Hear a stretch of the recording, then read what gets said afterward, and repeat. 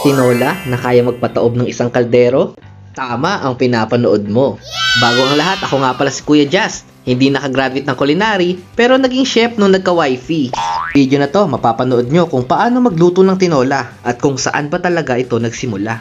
Magisa muna tayo ng sibuyas bawang. Gisahin mo to hanggang mabuhay ka hanggat gusto mo.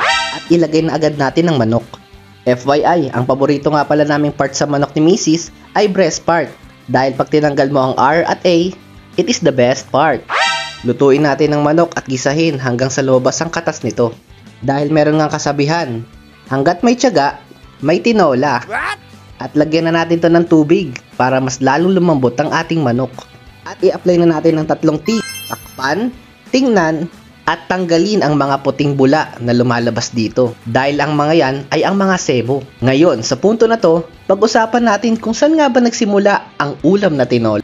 Maraming story, tsuri, at mga haka-haka dito. Ngunit may isang kwento na talagang nakapagpaniwala sa akin.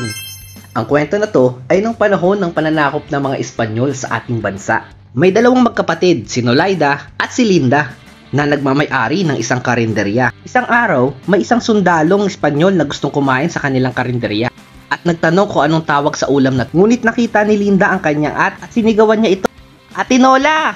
Atinola! Atinola!" At narinig ito ng kanyang ate na si Nolaida. At simula nun, tinawag na ng sundalong Espanyol ang ulam na ito na tinola. That's all, thank you!